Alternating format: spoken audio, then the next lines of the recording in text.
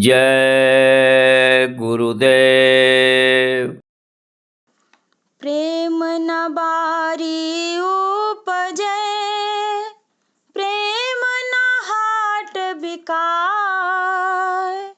राजा परजा जेहि रुचै, शीस दे लई जाय।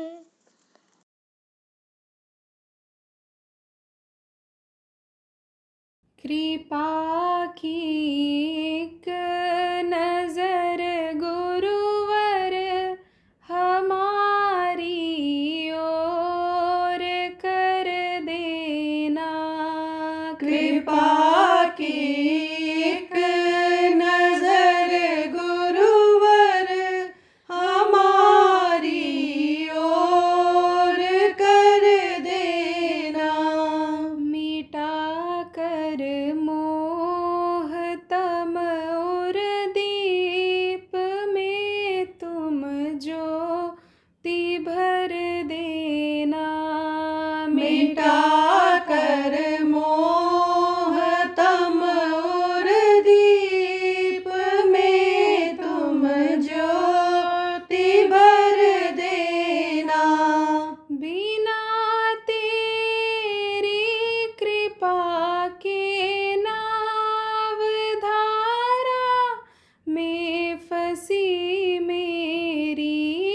बिना तेरी कृपा के नाव धारा में फंसी मेरी।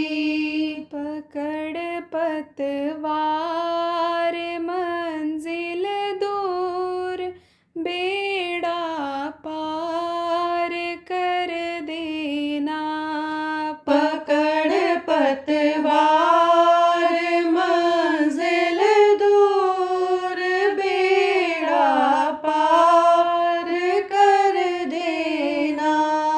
कृपा की एक नजर गुरुवर हमारी ओर कर देना।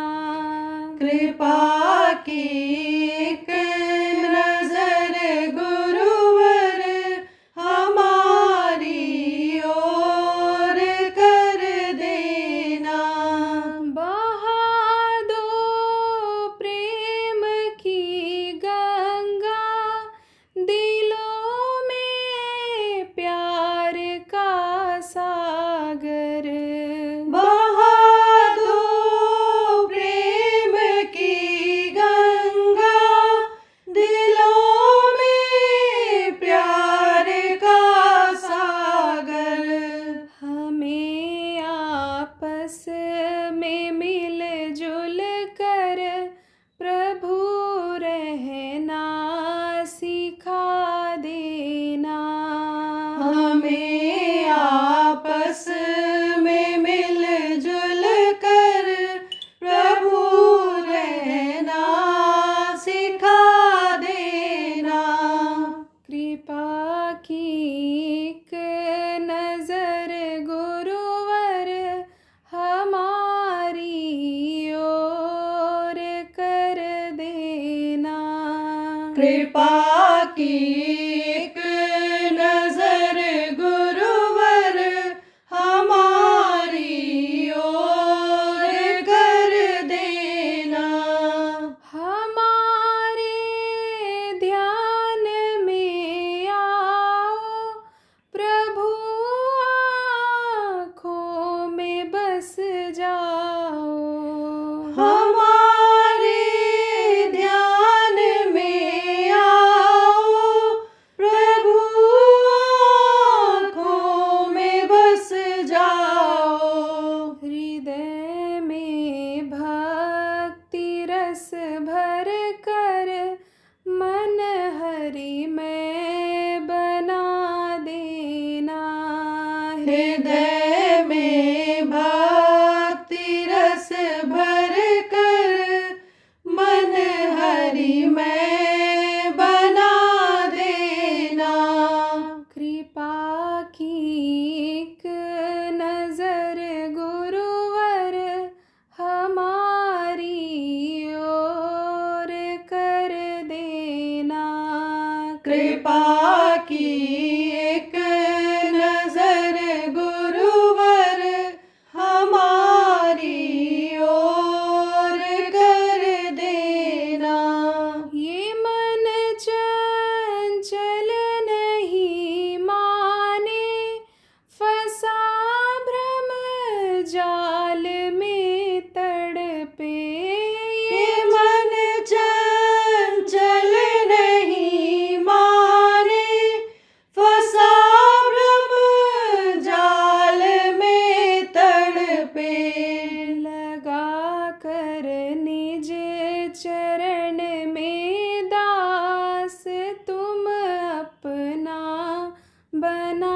लेना।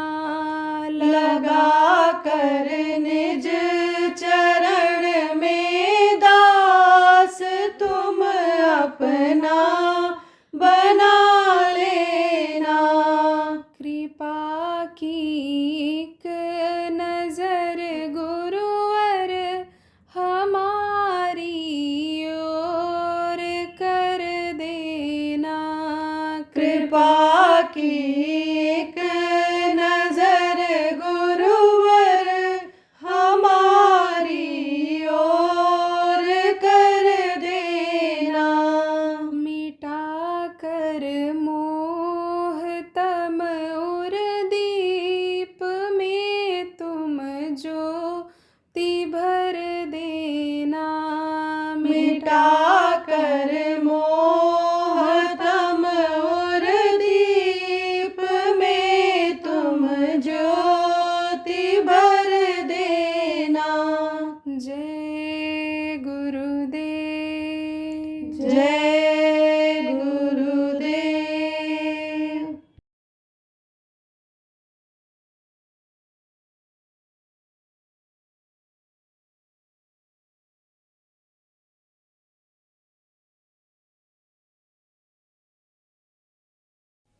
अभी अपने लोगों ने सुमिरन किया। सबसे पहले गुरु का ही सुमिरन किया गया, गुरु नाम का ही माला जपा गया, गुरु से ही दया मांगी गई। मुहूर्त होता है, समय होता है हर काम का। तो मुहूर्त से जब कोई काम करते हैं, मुहूर्त में जब कोई काम करते हैं, उसमें ज़्यादा सफलता मिलती है। तो ये जो साल में एक बार गुरु पूर्णिमा आती है, उस दिन गुरु की दया बरसती है। और अगर काफी प्रेमी इकट्ठा होकर के, जैसे आज अपने लोग देखो, लाख आदमी भी कोई कह सकते हैं, कोई 1.25 लाख भी कह सकते हैं, जो चारों तरफ फैले हुए हैं और अपने अपने स्थान पर इस मैदान में अपने एक जगह बैठ करके गुरु को याद किए हैं, गुरु से दया मांगे हैं। तो यहाँ गुरु की बरसात, दया की बरसात हुई है। और उस बरसात में इसी में लोग भीगे हैं। कौन भीगा है? जिनको साधक कहते हैं, जिन्होंने अपने शरीर को रोक कर रखा है, उठने नहीं दिया है, जिन्होंने अपने मन को रोका है, जो भगता है बराबर। मन का काम क्या है? चलते रहना, घूमते रहना, आदत इसकी बन गई। जब से ये सूरज के साथ लगा, तभी से ये सूरज को भरमाए रहा है। दोस्ती इतनी पक्की हो गई त्रिकुटी में पहुंचते ही जीवात्मा के, कि इससे कि ये एकदम बिल्कुल उसका अंग बन गया।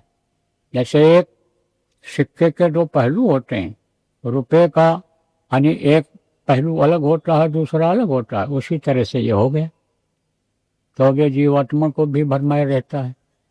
लेकिन गुरु ने जो रास्ता बताया, गुरु ने जो कहा बताया, उस हिसाब से जब अपने लोग किए और करते हैं, तब यह मन रुकने लगता है।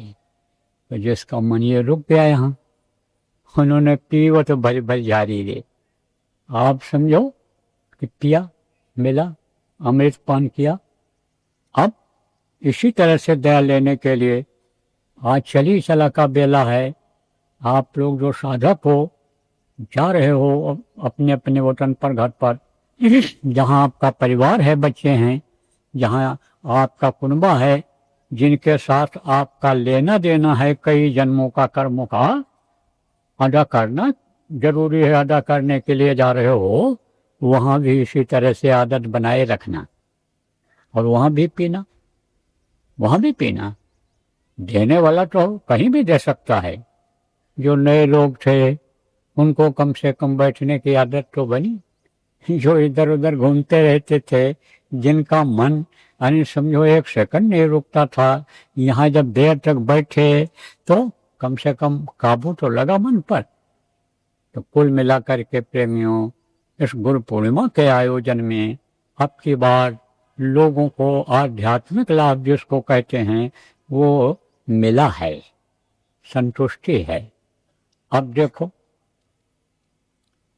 जो नए लोग आए हो या पुराने ही हो, कच्चे हो अभी।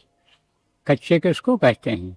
जैसे पुराने ही नामदानी हैं, इसमें बैठे हैं कई औरतें आदमी हैं कि जो बैठाने के बावजूद भी आंख नहीं बंद किए बैठे हैं, इंतजार कर रहे हैं कि बाबा से हाथ जोड़ देंगे और बाबा से अपनी बात कह देंगे, बस हमारी तकलीफ दूर हो जाएगी। अब वो तकलीफ दूर होने वाली नहीं है, ना तो अब वो बाबा हैं और ना वो अब माहौल है, वातावरण है, और न आपके ऐसे कर्म हैं कि वो खाली हाथ जोड़ने से चल जाएं, खत्म हो जाएं। और मैं अपने ऊपर अब लेने वाला नहीं हूँ। क्यों? क्योंकि रुपया किसी के पास हो जाए कहीं तो आप समझो कि वो चलेगा, वो असर उसी पर रहेगा। ऐसे ही कर्म जो होता है जल्दी खत्म नहीं होता है, कर्म जल्दी जलता नहीं है। कर्मों का जलाना बड़ा मुश्किल होता है, कर्म का ट्रांसफर होता है। ट्रांसफर किसको कहते हैं? बदलाव। जैसे एक जगह से दूसरी जगह, तो आप तो आते थे कर्म को दे के चले जाते थे, अब भोगना हमको पड़ता है, अब भी भोग रहा हूँ। तो भैया अब तो हम माफी चाहते हैं, इसलिए समझ लो, जान लो, न जो समझ पाते हो कि बाबा क्या क्या बात बोले, दूसरे से समझ लेना, करना तो पड़ेगा ही, बगैर किए छुट्टी नहीं मिलेगी। नहीं अगर समझ पाए हो पुराने लोग तो आज समझा देता हूँ और समझ लो। यहाँ भी न समझ में आएगा तो जहाँ पर साप्ताहिक सत्संग होगा, जहाँ पर यानी प्रचारक गाते हैं, कार्यक्रम होता है, वहाँ चले जाना, वहाँ समझ लेना। तो समझ करके करोगे जब, तब कामयाबी मिल जाएगी। देखो कोई दुकान खोले और दुकान न चले तो कहता बंद कर दो, ऐसा भी होता है।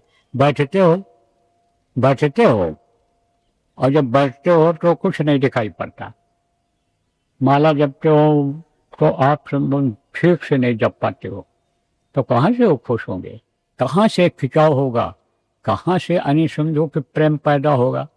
प्रार्थना करते हो लेकिन प्रार्थना में यानी जो लाइनें लिखी हैं उसको सोच नहीं पाते, समझ नहीं पाते हो, तो अंदर से प्रार्थना नहीं हो पाती है। तो आज हम थोड़ा बहुत आपको बताने की कोशिश करते हैं। हम जो बता रहे हैं उसको आप लोग सुन लो, समझ लो।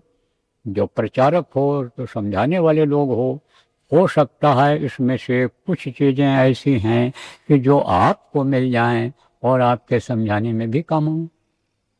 तो देखो प्रेमी, आपको बताया गया यह मनुष्य शरीर है, यह मिट्टी के खिलौने की तरह से है, यह किराए के मकान की तरह से है, इसको एक दिन खाली कर देना पड़ेगा। लेकिन ये 84 लाख योनियों में यह सबसे श्रेष्ठ है, देव दुर्लभ है, देवता इसके लिए तरसते हैं। इसको चलाने वाली जो शक्ति है उसको जीवात्मा जिसको कहा गया, उसको बहुत दिन हो गया ठोकर खाते हुए, बहुत दिन हो गया। जैसे किसी राजा का लड़का हो और गुम हो जाए, गायब हो जाए और बदमाशों के हाथ पड़ जाए, तो बराबर उसको तकलीफ झेलनी पड़ेगी, क्योंकि बदमाशों को दया रहती है, दया नहीं रहती है। पैर से मारते हैं, हाथ से मारते हैं। मारते क्यों हैं? कि कहीं मार पड़े तो कबूले ना, कहते हैं मारते हैं, इसे दे देते हैं बदमाशों के हाथ, उसको ले जाओ, इसको टेंड करो। अब वो पैर से मारते हैं, कमरे में ले गए, गुस्से से मारे और गाली गुप्ता दिया और कहते बताना मत किसी से।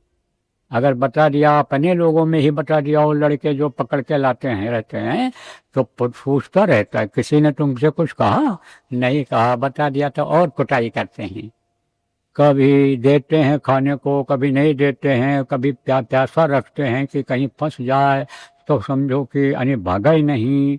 तो इस तरह फंसा लेते हैं जाल में अपनी, कि पकड़े जाओ तो मार पड़े, जेल जाओ तो मार पड़े, और समझो कि वहाँ यानी तकलीफ शुरुआत में ही, पकड़ में ही शुरू हो जाती है। ऐसे पकड़ में आ गई ये जीवात्मा, किसके? जिसके देश में रहते हैं, काल भगवान के देश में, उनके हाथ में ये आ गई। तो अब आप पे समझ लो, आपको अभी इन्हीं सत्संगों में बताया था कि वो सारा इंतजाम तो कर दिया खाने पीने का ठीक ठाक, लेकिन वो दया करके इनका इंतजाम किया इस शरीर का, लेकिन वो छोड़ते नहीं है किसी को। काल रूप तिनकर मैं भ्राता, सुवर व शुभ कर्म फलदाता। आप पे समझो कि काल रूप में वो रहते हैं और वो सजा देते ही देते हैं। तो ये जीवात्मा यहाँ आई, और जब से आई कितने युग बीत गए, सतयुग त्रेता द्वापर कलयुग युग बीत गया, और अभी तक अपने प्रभु के पास नहीं पहुंच पाई, अपने घर नहीं पहुंच पाई, उनकी गोदी में नहीं बैठ पाई, उनके पैर को नहीं छू पाई, उनसे लिपट कर पिता का प्यार नहीं ले पाई। कितना युग बीत गया, कितना समय बीत गया। तब जब उन्होंने दया किया, ऐसी दशा दुर्गति ऐसी देखी, ऐसी दशा देख जीवों की, सत्पुरुष ने की दया महान, संत रूप हुए जग में आए, सत्यलोक का पता बतान। तब उन्होंने संतों को भेजा तद्रूप बना करके। तद्रूप किसको कहते हैं? अपना पूरा पावर दे करके। जैसे कोई राजा का कर्मचारी हो और जाओ तुमको पावर देता हूँ, तुमको जो देना है जिसको दे दो, जिसको जो जैसा करना है वैसा कर लो, घर बनवा दो, रुपया पैसा दे दो, अनाज पानी दे दो। अब जब हो गया और वो राजा जैसा काम करने लग गया, लोगों ने कहा भैया राजा हैं, ये आदमी है, राजा हैं, ये हमारे राजा हैं, उन्हीं को राजा मान लेता है, तो पूरा पावर दे देते हैं। इसीलिए संतों ने कहा सतपुरुष की आलसी संतन की ही दें, और लखना चाहो अलख को तो इन्हीं में लख ले। संतों में ही अलख जिसको कहा गया वो दिखाई पड़ जाता है। तो जब संत आए तो उन्होंने आवाज लगाया, उनकी आवाज में कशिश होती है।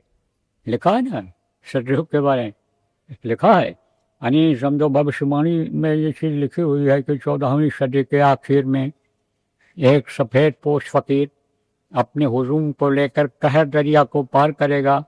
उस समय पर सड़कें काली हो जाएंगी, मकानों से नाचने गाने की आवाज आने लगेगी, और उसके यानी जुबान में इतना लुत्फ होगा, इतना आकर्षण होगा उसके जबान में कि कब्रिस्तान से मुर्दे भी खड़े हो जाएंगे, बक करके पहुंच जाएंगे उसके पास। उसके बाद में यानी वो सतयुग लाएगा, अच्छा वक्त लाएगा। तो ऐसे ही समझ लो आप, घूरों से भी हीरे मोती। घूर किसको कहते हैं? कचरा की जो जगह होती है, बड़े बड़े कचरे के ढेर होते हैं, उसको घूर कहते हैं। वहां से भी हीरे मोती निकल आएंगे। कचरे के अंदर हीरा कोई डाल दे, मोती डाल दे, तो कोई बिखेर के कचरे को, गंदगी को निकालता है। लेकिन जब कोई बता देगा कि इसमें ये चीज मिल सकती है, मिट्टी में पत्थर में देखो हीरा लोग खोजते रहते हैं, जब कोई बता देता है कि यहाँ हीरा मिल जाता है तो चले जाओ पन्ना में देखो, घूमते रहते हैं, वो मिट्टी शांति रहती है और सही। तो अब आप इस बात को समझो कि मैं आपको बता रहा था कि लुप्त होगा, उसके मुंह में लुप्त होगा कि कब्रिस्तान से मुर्दे खड़े हो जाएं। कब्रिस्तान किसको कहते हैं? जहाँ मुर्दा जलाया जाता है। तो पेट को लोगों ने कब्रिस्तान बना दिया अभी समय। कैसे? किसी जानवर को मार लो तो उसको क्या कहेंगे? जिंदा कि मुर्दा? जान जब निकल गई, बकरा की जान निकल गई, मुर्गा की जान निकल गई, तब उसको क्या कहोगे? जिंदा कि मुर्दा? मुर्दा कहा जाता है। बच्चे का प्राण निकल गया तब उसको जिंदा कहोगे? मुर्दा कहोगे। तो मुर्दा को लोग खा जाते हैं। अब जहाँ मुर्दा खाते हैं वो स्थान पर क्या रहता है? अग्नि रहती है, पेट में आग रहता है, तो वहां पर वो जा करके जलता है। तो क्या हुआ? वो कब्रिस्तान हो गया।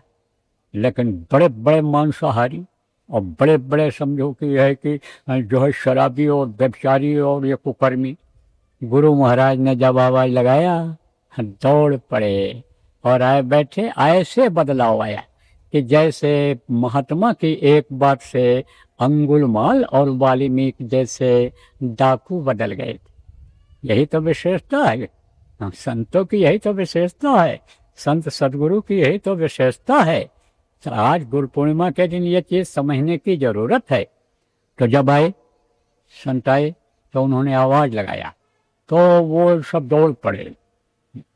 उन्होंने इस बात को बताया कि तुम यहाँ के नहीं हो, तुम्हारा घर यहाँ नहीं है, तुम्हारे ये पिता नहीं हैं जिनको पिता समझते हो। ये घर को, जिसको मिट्टी और पत्थर के घर को अपना समझते हो, ये घर तुम्हारा नहीं। तुम्हारा घर और कहीं है, तुम्हारे पिता और कहीं हैं। मैं तुमको लेने के लिए आया हूँ, बुलाने के लिए आया हूँ, चलो। तब पिता की याद आ जाती है।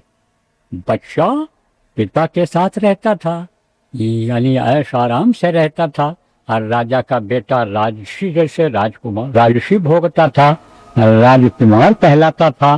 तो वो बातें फिर उसको याद आई कि यहाँ हम चटनी रोटी खा रहे हैं, यहाँ हम जंगल में पड़े हैं, झोपड़ी में पड़े हैं, यहाँ फटा पुराना कपड़ा हमको दिया जाता है, यहाँ वेश हमारा बदला जाता है, कभी हमको भिखारी, कभी हमको समझो कि कोढ़ी अपाहिज बना करके समाज में भेजा जाता है। जाओ पता लगाओ कि चोरी कहाँ हो सकती है, क्या बात हो रही है डकैतों के हमारे बारे में, ये सब कहो। ये जो हमको बहुरूपिया बनाया जाता, हम यहाँ तकलीफ झेल रहे हैं, और वहाँ कैसे सुख से थे। तो जब ये याद दिलाते हैं महात्मा, तब इस जीवात्मा को याद आ जाता है अपना घर, अपने पिता। तब वो जीवात्मा कहती है संतों से, अंदर अंदर में बात होती है। कुछ लोगों को बाहर से भी मौका मिल जाता है, लेकिन आप जैसी इतनी भीड़ में हम अगर किसी से कोई बात कहना चाहें आपके बीच में जा करके, तो यह संभव नहीं होगा। तब वो अंदर अंदर रोती है, अंदर अंदर कहती है, ठीक है हमको अब याद आ गया, हमारे समझ में आ गया, लेकिन हम पिता के पास अब पहुंच कैसे पाएंगे। तब संत आश्वासन देते हैं कि हम तुमको युक्ति बताएंगे, उपाय बताएंगे, हम तुमको ले चलेंगे, अपने साथ वहां पहुंचाएंगे, पिता का दर्शन कराएंगे, तुम्हारे उस राजभवन में पहुंचाएंगे, तुमको वो सुख दिलाएंगे, हम वादा करते हैं। अब जल्दी विश्वास कैसे हो। तब फिर ये आत्मा कहती है कि जिस शरीर में मैं हूं, इसमें कष्ट है, इसमें तकलीफ है, इसमें बीमारी है, यह परेशान है। तब अब आप कुछ अगर ठीक करो अपने पावर से, अपनी शक्ति से, तब हमको विश्वास होगा। तब क्या होता है, दया करते हैं, दया करते हैं तो दया से बीमारी जाती है, दया से टेंशन जाता है, दया से गरीबी जाती है, तब विश्वास हो जाता है। देखो प्रेमी, आपको विश्वास हुआ तभी तो आप यहाँ आए हो कि वहाँ से हम खाली नहीं लौटेंगे, कुछ न कुछ मिलेगा ही। और आजमाइश करके बहुत से आप लोगों ने देखा, जो असंभव काम था वो भी संभव हुआ। जब आपने ये संकल्प बना लिया कि ऐसा हो जाए तो हम विश्वास कर लेंगे, हालांकि अब आगे होने वाला नहीं है अगर भजन नहीं करोगे तो, लेकिन हो गया। उस एहसान को आप भूल गए कि हम कटोरा लेकर के मांगते थे, खाते थे इधर उधर, फटा कपड़ा पहनते थे, चप्पल जूता भी नहीं था, और अब ठाट बाट सूट वूट पहन करके मोटर कार में चल रहे हैं। इनकी दया से इनसे मांगा था, गुरु महाराज से हमारे आपने मांगा था। इस चीज को भूल रहे हो, भूल गए। एहसान नहीं भूलना चाहिए, एहसान चुकाना चाहिए। तो प्रेमियों, विश्वास जब हो जाता है तब जीवात्मा उनकी बात को मान लेती है। तब क्या कहते हैं, क्या समझाते हैं कि देखो, संत मत अलग होता है, लोक मत अलग होता है, समाज मत अलग होता है, यानी समझो गुरु मत अलग होता है। लोक मत किसको कहते हैं, जिस एरिया में ये ऐलान हो गया कि पीपल की पूजा परसों होगी, बरगद की पूजा परसों होगी, तो पूरे इलाके में पूजा उस दिन होने लगती। समाज होता है, समाज किसको कहते हैं, जैसे जाति का समाज है, जैसे आप समझो कि यानी एक एक गांव का समाज है, अब वहाँ का अलग होता है, आप ये समझो वहाँ का अलग होता है, और उनका मत अलग होता है, और संतों का मत अलग होता है। तब कहते हैं देखो, संत मत में 3 चीजें प्रमुख होती हैं, सत्संग, सेवा और भजन। इसको समझाते हैं, जो आप बहुत से लोगों को बार बार समझाया गया है, आज समझाने का मौका नहीं है। मोटी बात समझ लो, कि जो सत्संग सुनता रहता है यानी सत्संग के बगैर जो ज्ञान यानी होने का है नहीं हो पाता, जो नहीं सुनता। बिन सत्संग विवेक न होई, राम कृपा बिन सुलभ न सोई। जो सत्संग सुनता रहता है उसको बहुत सारी बातों की जानकारी हो जाती है। आत्मा परमात्मा की बारे में जानकारी हो जाती है, मनुष्य शरीर के बारे में जानकारी हो जाती है, वक्त के नाम के बारे में, वक्त के गुरु के बारे में जानकारी हो जाती है।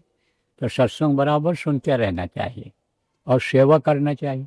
जब मालूम हो जाता है सेवा करने से कर्म करते हैं, और कर्म जब तक नहीं करते हैं तब तक कुछ दिखाई सुनाई नहीं पड़ता है, तब तक सुख शांति नहीं मिलती है। कर्म परेशान किए रहते हैं और कर्म ही जन्म और मरण दिलाते हैं। कर्म जब नष्ट होते हैं तब मुक्ति मिलती है, मोक्ष मिलता है। कर्म जब चलते हैं तब समझो दोबारा फिर माँ के पेट में 9 महीने जेल खाने में बंद नहीं होना पड़ता है। तो वो कैसे होता है? कर्म कैसे करते हैं? सेवा के द्वारा करते हैं। अब आपको थोड़ा बता दें, पारस पत्थर का काम क्या है? लोहे को सोना बनाना। तो ये जो नाम मिला है आपको गुरु महाराज के जाने के बाद बताया गया है, ये क्या है? यह पारस पत्थर है। पारस पत्थर जो नाम का उच्चारण किया गया, आप बताया गया बोल करके, उसमें कुछ दिखाई पड़ रहा है। ये अंदर में क्या तत्व है, उसके अंदर क्या गुण है? कहोगे जैसे और नाम लोग बताते हैं, कोई राम नाम बताता है, कोई रामायण नमः बताता है, कोई नमः शिवाय बताता है, कोई हरे कृष्णा बताता है। उसी तरह से तो ये भी नाम बता दिए। लेकिन उसके गुण को जब सुमिरन करोगे, जब ध्यान लगाओगे, भजन करोगे, तब नाम की महिमा समझो। तो हलक करो में नाम बढ़ाई, राम न सके नाम गुण गाई। बताया ना आपको, सुमिर पवन सुत सुंदर नाम, अपने बस कर राखो राम। ये लोग क्यों ऐसा किए? तो अब आप ये समझो प्रेमियों के नाम की बहुत बड़ी महिमा, लेकिन ऐसे समझ में नहीं आती।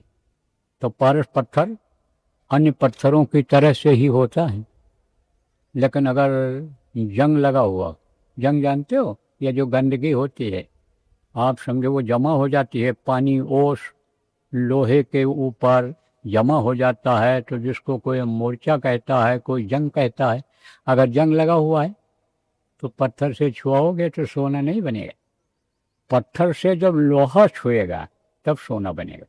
और लोहे को तो उसने ढक दिया ऊपर से, मिट्टी लगा दो, गोबर लगा दो पत्थर पर और छुआओ तो नहीं सोना बनाएगा। ऐसे ही ये हनी सार शब्द के छोटी यानी समझो कि जैसे चुंबक सार को यानी छोट ले उठाए, सार शब्द ऐसे उठाता है। कौन शब्द? वो जो ये नाम रूपी शब्द है, यानी शब्द रूपी नाम है।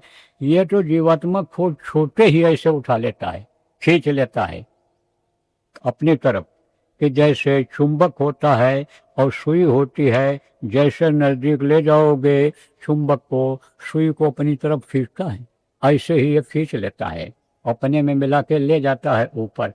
लेकिन सुई के ऊपर अगर मिट्टी गोबर लगाए हुए रहो, गंदगी लगाए हुए रहो, कपड़ा कागज लगाए हुए रहो, तो वो खींचेगा? नहीं खींचेगा। तो उसी तरह से आप ये समझो कि गंदगी लगी हुई, उसको साफ करना जरूरी है। जीवात्मा के आंखों के सामने जो ये कर्म लगे हुए हैं, कर्मों का जखीरा पहाड़ जो खड़ा हुआ है, जो गंदगी का कूड़ा लगा हुआ है, यानी मोटा दीवार लगा हुआ है, वो सेवा के द्वारा कटेगा, सेवा के द्वारा जाएगा। तो सत्संग, सेवा और भजन अगर कर ले गए तो सारा संकट दूर हो जाएगा। तो सत्संग, सेवा और भजन ये प्रमुख है। और क्या प्रमुख है? प्रार्थना, सुमिरन, ध्यान और भजन, ये प्रमुख है।